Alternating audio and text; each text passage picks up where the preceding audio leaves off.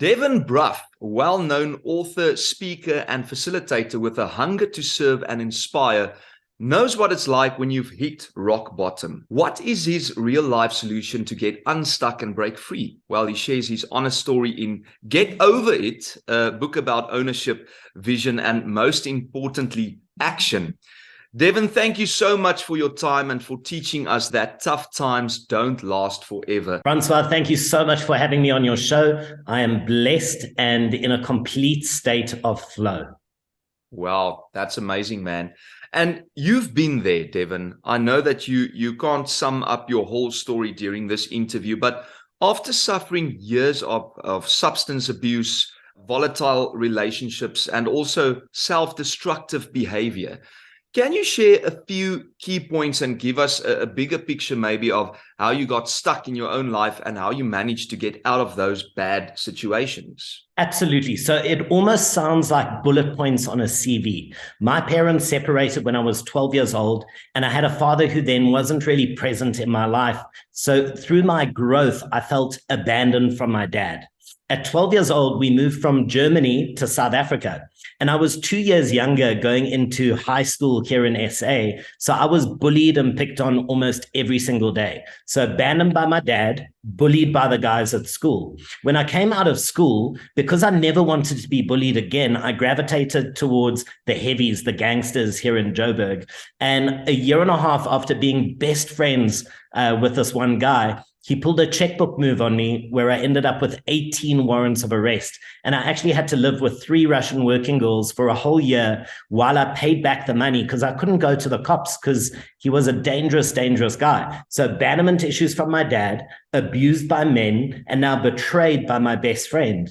And what this set up for me was just in my 20s, self-sabotage and just being caught, because for me, my escape was alcohol and drugs. And I think for many of us, when we don't want to sit and process thoughts or feelings that are uncomfortable, we have an escape. So for me, the escape was alcohol and drugs. And the more I drank and the more I used, the worse I became as a person. I was a liar. I was a cheat.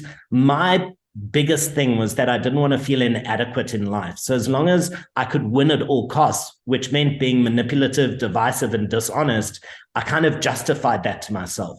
But the more guilty I felt, the more shameful I felt because of who I'd become, the worse my addiction and alcoholism became. And I remember at 22 and 26, I tried to commit suicide, so twice. And at 26, I thought I was so desperate not to use and not to drink. I even moved from Johannesburg to Cape Town at 26, but within 2 weeks, I had a drug dealer delivering to my door. So I felt so frustrated. I hated the person who was looking back at me in the mirror. And I thought, if my life is just going to be this endless cycle, it's actually less painful to end it all right now than living for one more day. But thank goodness I didn't get suicide right. But it took me many more years. It was only at the age of 33 that I actually went to rehab. So life had finally brought me to my knees. And I said the 3 words that are probably hardest to say for any person, but especially men. And you want to guess what those 3 words are? No, I need help. Our ego prevents us from saying these words. And the day I said, I need help, was the day that my life began to change forever. So I immediately went into 4 months of inpatient rehab. And rehab for me was the first time that I had to stop running and face my stuff. And face my stuff I did. And I came out of rehab with this renewed energy and lease for life. I went into the luxury property space. And bear in mind, I'm a D and an E student. So it's not like I'm immensely clever or academic. There's nothing that is different from me to your viewers, but I had a plan. I knew what I wanted to achieve. And within 4 years, I hit $1 billion turnover in the luxury property space, having never been in that industry at all. So it's just testament that there's nothing special about me. And if any person has the desire to change or transform their life, if you're feeling stuck, there is hope, and anyone can do it. Wow. And we can also add those 3 words, I love me, at the end of the day. And thank you so much for this honest story today. But in other words, Devon, no matter the mistakes of your past, you deserve to be happy and also successful as you are today. Is it really that simple for change to happen with only one simple decision? I think nobody teaches us about how to overcome pain, challenges, and obstacles in life. And often when we face pain, challenges, and obstacles, our default is fight, flight, or freeze. It's our reptilian part of our brain. This is how we've been conditioned through evolution. So we fight. We don't want to accept that an experience is happening, and we push back with all our might. And this just becomes exhausting. Or flight. We turn and we run away. And we all have our escape. For me, it was alcohol and drugs. For others, it could be their career. It could be a relationship because, hey, it's easier to deal with someone else's stuff and point out their problems than it is to sort out your own. Or we freeze. We are so stuck in panic, anxiety, the state that we call depression, that we give away any of our power to take action and do anything about our situation. So the decision is just the beginning. But then once you've made that decision, you need a blueprint of what you need to do, because nobody teaches us this. We learn through trial and error. We learn through experience. And that's exactly what I wanted to achieve with my book, Get Over It, is to really impart a blueprint of how to stack ownership, vision, and action to get over pain, challenges, and obstacles that keep us stuck. In one of your chapters in this book, you mentioned that growth happens in dark places. Why do you say this, and how do we master our mindset? There's an analogy that I really love, and a Mexican proverb that says, they tried to bury us. Little did they know we were seeds. Now, if I take a jar of seeds and I put it up on a shelf in the light, what's going to happen to the seeds? Nothing, right? Because that's not what seeds are meant for. But if you take a seed, let's say an acorn, and you push it into the soil and you cover it up, that seed, that acorn is now in darkness. What happens then? It begins to grow. So anytime in life that we feel that we are buried, you are not buried by your problems. You're not buried by your financial burdens. You're not buried by your traumas. You have been planted in that moment. And what happens in that growth is you can see what you're truly made of. Your character is being crafted. The same way, if you think of table grapes or a bottle of wine, table grapes sell for about 14, 15 Rand a bunch, but a bottle of wine in the hands of a master winemaker can sell upwards of 300, 400 Rand. So the value is released in the crushing. It's when those grapes are being pressed and crushed and undergoing that pressure. The same way as humans, I almost say you have more value the more you have gone through in your life, because you're now equipped to help the person that you once were. Well, that's such a beautiful example. But Devon, is it possible for us to then rewrite our limiting thoughts and beliefs? And if yes, how do we do that? Where do we start? This is really the foundation of what I try to teach people, is that you are the master author of your life. And you're not just the author of future chapters, but if a previous chapter doesn't sit well with you, if you are keeping yourself a victim in that narrative and in that story, you can go back in time, and by shifting your perspective, you can change the meaning that you've attached to a specific event or experience. And when you shift your perspective and you change the meaning, the story changes too. And I think as South Africans, we live in a country where victimhood is prevalent, entitlement is prevalent. If you look what's happening with Eskom and load shedding, it's really hard not to feel like we are a victim. But instead, we need to know that we are victors of our life, and that the second that we sit in that victim state, we've given away all of our power to do anything about transforming or changing in that specific area. So when you rewrite your story, the key is to let go of the thoughts and the feelings that are not serving you. So when it comes to feelings, anger, resentment, guilt, and shame, and it really is possible for you to change that story. If you take my example, for many years, I was an angry little boy. I didn't have a daddy growing up. No wonder I'm such a mess up. But actually, because I didn't have that stable structure, I became the most independent person that I am today. So if I really look at my story, I'm not a victim. People say that life is not happening to you, it's happening for you. But I want to take this one step further. Life is not happening to you, it's happening for you, but it's also happening from you. Because the story that you tell about your life and about yourself is going to dictate what you see showing up in your life. If you say life is tough, life is hard, that's exactly what you're going to experience. If you say, I can work smart, I'm great at what I do, I add massive value, I am loved, I'm blessed, I'm highly favored, you're going to see that transpiring in your life. So your story sets the tone for everything you're going to experience in your life. Well, I love that. Don't be a victim, rather be a victor. Thank you so much for sharing that, Devon. And how can I positively shape what I think and what I feel? And is there a way to limit external factors to get closer to live a happier and a fuller life? I really love this question. Now, as humans, we are conditioned. We get conditioned by society. We get conditioned by our parents, by our teachers.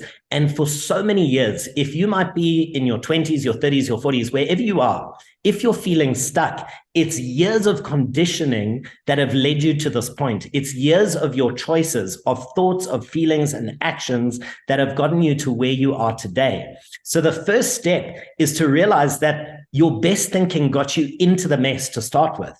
And often we need to challenge our own best thinking. And the way that we do this is really first becoming aware.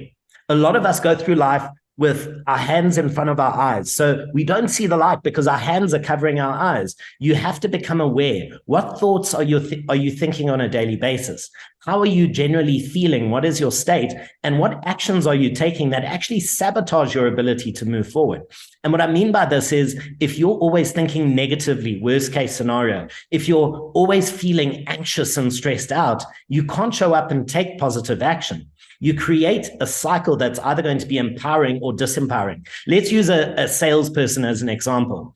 If I don't think I'm a good salesperson and I really don't like the product I'm selling, how am I going to feel selling that product? Probably a bit nervous, probably a lot of anxiety and stress. So if I'm already thinking negatively, feeling poorly, I'm not going to take much action. I'll knock on someone's door and go, you don't really want to buy this, do you?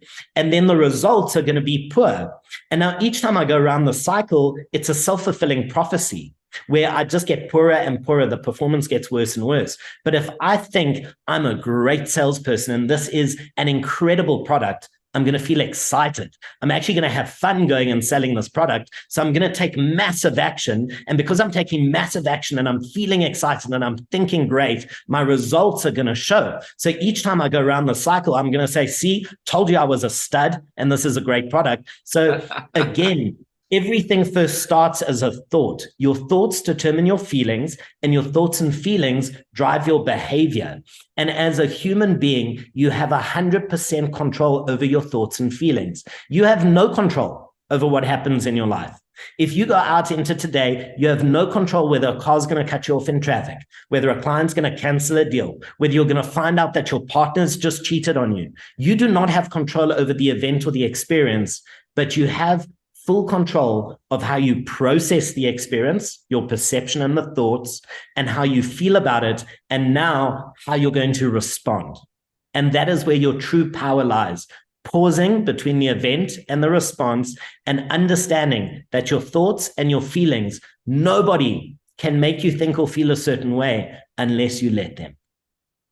And I take it that it takes a lot of practice as well, and you make it sound so easy. But Devon, why is it so challenging for us to make healthy choices? I think it's what you put in is what you're going to get out. Garbage in, garbage out. And so many of us, after a hectic day, will come home and we'll just binge watch Netflix, or we're constantly listening to the news, or we're constantly feeding nonsense into our system, and we wonder why we're not getting a good output.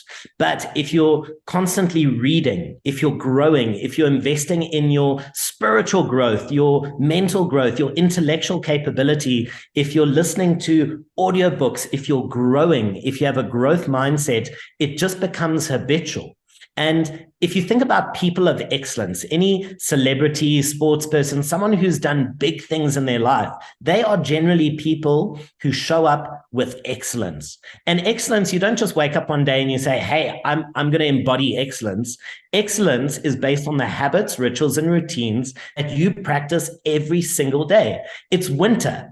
Do you still get up at 5 o'clock and go to the gym? Or do you justify and say, hey, I'm actually going to hit snooze? So you're not showing up for yourself when it matters the most. And this statement really hit home for me. How you do anything is how you do everything. And the reason why it's tough to break out of these patterns is that the comfort zone has become so habitual. And your comfort zone is where your goals and dreams go to die.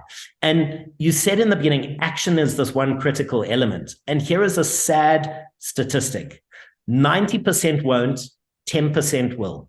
The numbers don't change, only the faces. Let me repeat that. 10% will, 90% won't. So only 1 in 10 people will actually take action towards their goals and dreams. So right now, of your listeners, only 1 in 10 will actually step outside the box and do whatever it takes to live the life that they want to live.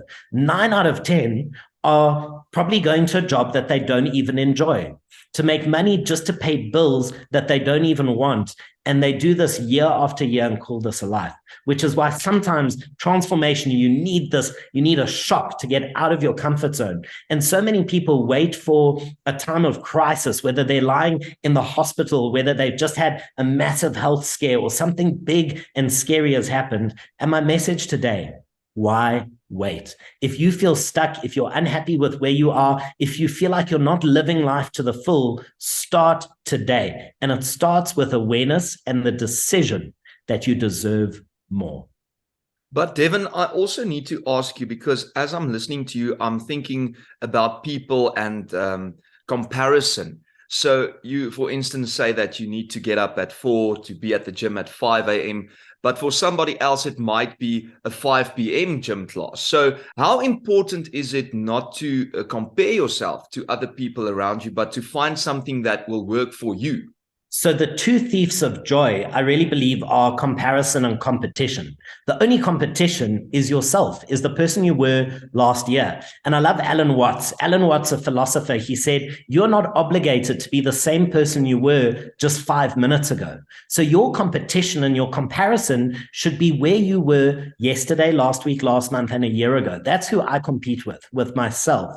We are each so unique. The most beautiful thing about being human is our reality is what we make it. Our beliefs are so different. Our conditioning is so different. So what works for me doesn't necessarily work for you, but the overarching principles apply. And if I just use the OVA method, OVA, ownership is the most fundamental pillar. You have to take ownership of your past and where you are today. So you can't blame and complain and give the power away. You need to come to the point where you realize that you are 100% responsible for where you are and where you're going, and that the only stumbling block is yourself.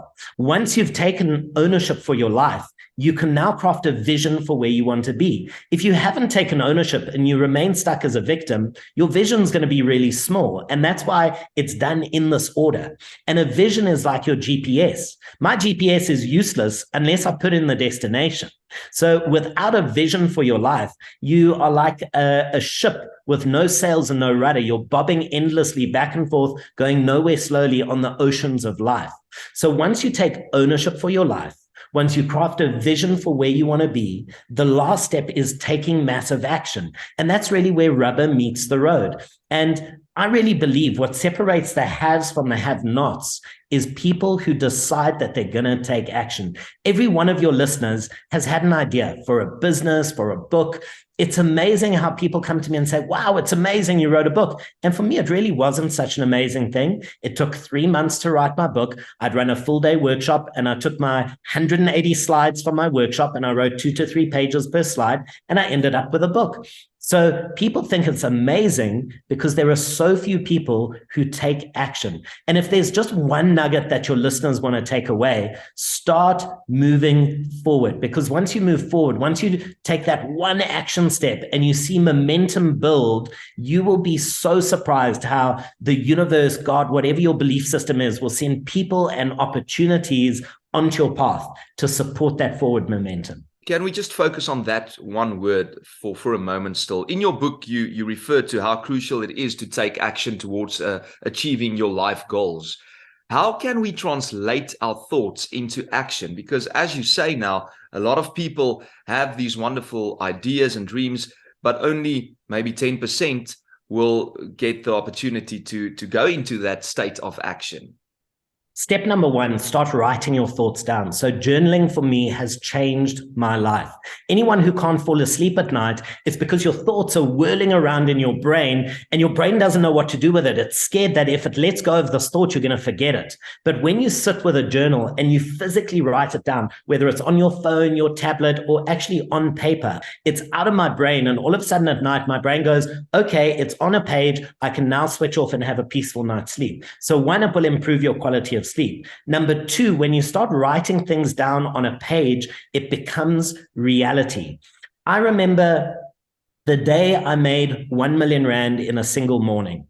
And it started because I woke up and in my journal, I wrote, thank you, God, for the most incredible client I'm going to meet today. So it was a thought in my mind. And I wrote it on a page. Now, the thought was, I'm going to meet this amazing client. The feeling was, I'm deserving and worthy, and I felt excited. Now, I got out of bed, went about my day, and I just took action. I went to my sites, made my cold calls, and later that evening, I normally go to bed at 8 o'clock.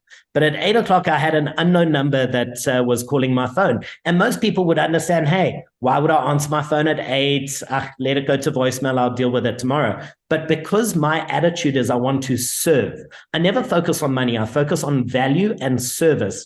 I answered the call and I spoke to this person for 2 hours on the phone, 2 hours just teaching them about where to buy property, cost per square, different suburbs, where to get the best return. And at the end of the call, she said, great, I'm going to chat to my husband. I'll speak to you another time. And I went to bed just with a happy heart that I got to serve. The next morning, the same person called me and said, I was so impressed. Just nobody has ever taken the time to teach me what you did last night. My husband would like to meet you at 10 o'clock at the one site.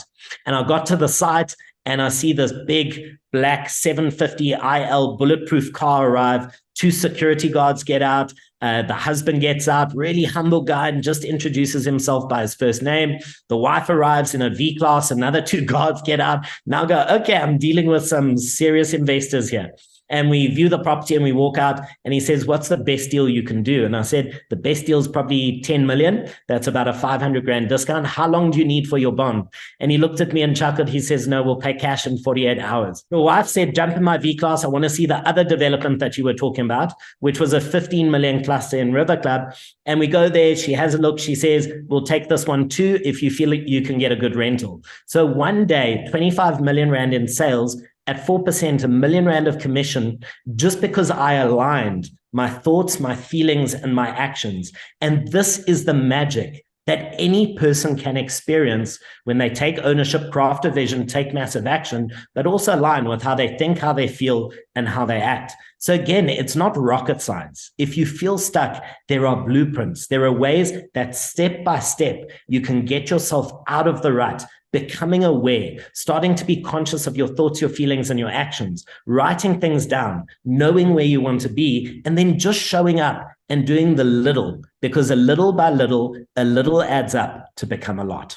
And it takes us back to that saying, if you don't have a fishing rod in the water, you won't be able to catch any fish. So, Devon, can you elaborate on rejection versus redirection and how important is discipline through it all? I don't believe that there is any such thing as rejection in life. When things don't work out, it's because that was not meant for you. Nobody can ever take anything that is truly meant for you. And sometimes when a door closes, we expend so much energy again fighting. We knock on that door until our knuckles are bleeding, instead of walking down the corridor where another door has already flung wide open that is meant for us. And one example is I had a digital agency down in Cape Town when I was living in Cape Town, and we pitched for the local rugby franchise, the Stormers. So we pitched for the campaign, and it was a whole month of putting together video work, our show reel, and we were shortlisted from top 10 to top 5 to top 2. And then we still spent more money and we lost.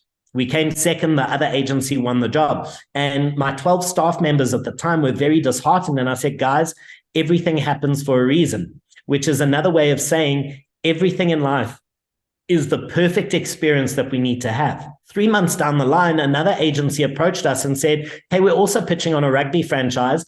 We love what you guys are doing. Do you want to pitch with us?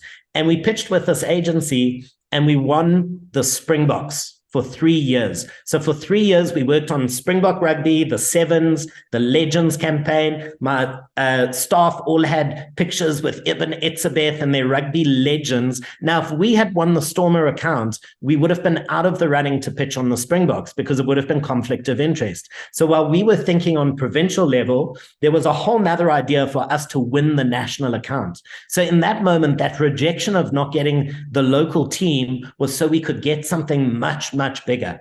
And if you think about a breakup, sometimes in the moment, breakups are sad, it's painful, it's messy. But in 6 months or a year, once you meet someone else, you think back and you go, how did I actually even date that person in the first place? So momentarily we feel rejected, but the key is to know and to, again, through teaching ourselves, when things do not go my way, I say, thank you, God, because I know that there's something else that is already on its way to me. So again, it's just an attitude, and your attitude will determine your altitude. The way that you process and respond to life, especially when it doesn't go your way, that's when it matters the most. On to the next. And Devon, I had the privilege to meet you the other day. We were busy recording for a TV show, and you spoke to me in the kitchen about this book, and I could see that you are very passionate about Get OVA It. But I also saw that you're very well built. You have a six-pack, die biceps is daar, jy lyk fantasties. How can regular exercise help improve my mental health and overall well-being? So again, let's talk about becoming a person of excellence. And excellence is created by your habits, your rituals, and your routines. And we should have habits, rituals, and routines in 3 areas: for our mind, for our body, and for our soul. So what are you doing to keep your mind active? So are you reading? Are you consuming podcasts? When it comes to your soul, are you spending time around people that you love? Are you nurturing the relationship that you have with yourself? So when you look in the mirror, you actually love that person looking back at you, because the relationship you have with yourself sets the tone for every other relationship. And then lastly, your body. So for me, the discipline is this big word, and discipline is life changing, because when you can do things that you don't want to do, you can go out and build that business. You can go out and write that book. If you can't do the little things, and if you lack discipline, whether that's just getting to the gym, eating right, looking after the way that you feel, because again, I have a six-pack not just for the sake of looking good, but I want to feel great. When I'm walking into a negotiation for a 250 million rand development, I want to feel at my peak. I want to have the great energy, and people feel your energy when you walk in a room. And it's almost like when I go and I say, this is what we do, this is what we deliver, when someone looks at me and they see that my body's in great shape, they go, okay, this is a person of discipline. It's someone we would feel comfortable working with, because if he's disciplined in his own life, he's going to be disciplined when it comes to the project that we're working on together. So the way you treat yourself sets the tone for how the world is going to treat you. So again, it's not just about looking good, but it's about feeling great. And it's that discipline filters into every single area. And I just want to use one example. I want to ask your listeners, who hits the snooze button? And be honest with yourself. Who hits the snooze button? I do. And now I'm going to tell you why this is so detrimental for you on a subconscious level.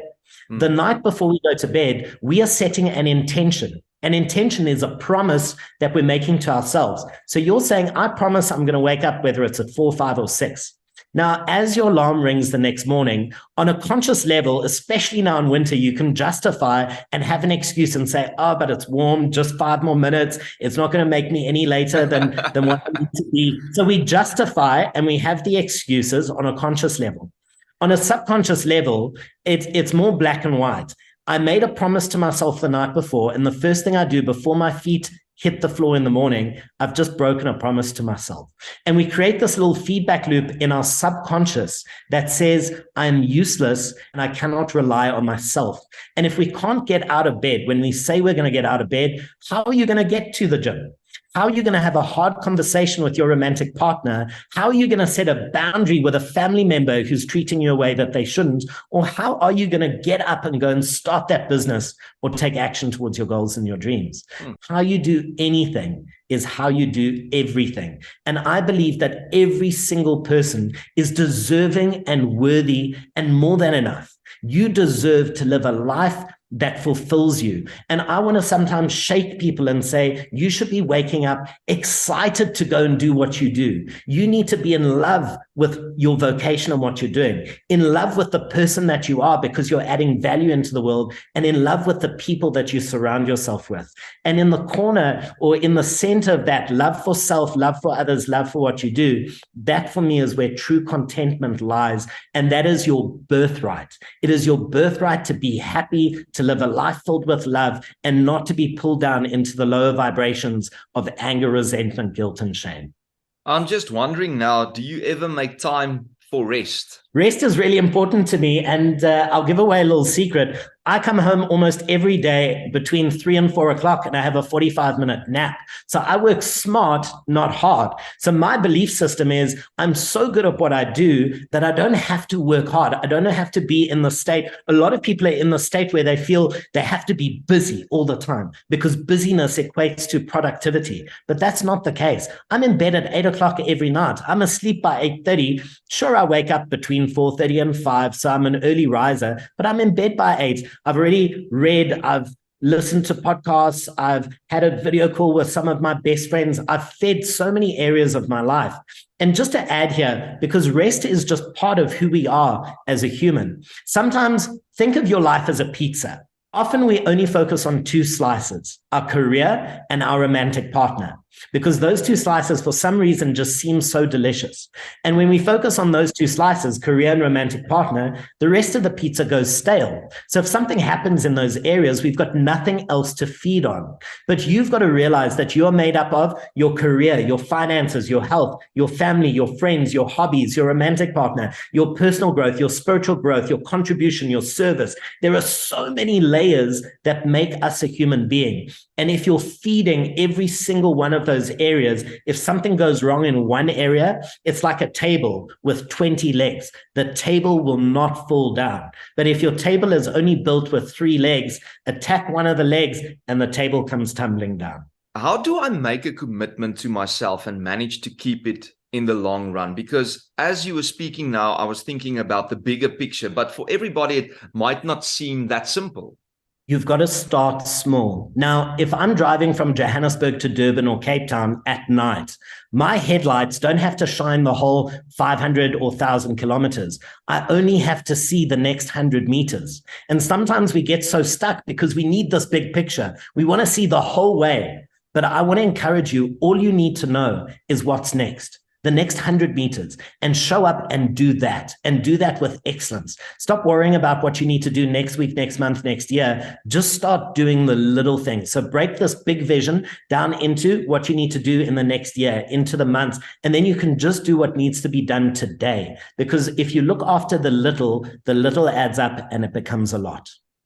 Devon, jy gee vir ons fantastiese raad vandag. Dit voel vir my ek wil nou my checkboek hier uitdruk wat ek nie het nie en net vir jou daar ietsie op skryf om vir jou te pos en te sê dankie vir al hierdie ongelooflike tools, die inligting wat jy vir ons gee, gratis en verniet en dankie ook vir hierdie boek Get OVA It wat ons inspireer en so gepraat daarvan, how can people contact you and where can we get more complete information about your book?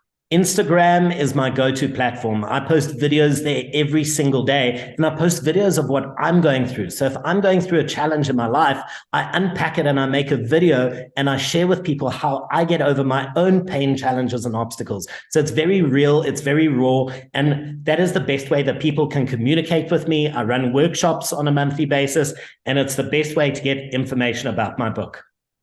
Devon Brough, thank you so much for sharing your story and thank you so much for enabling us to do better and for being a wonderful example.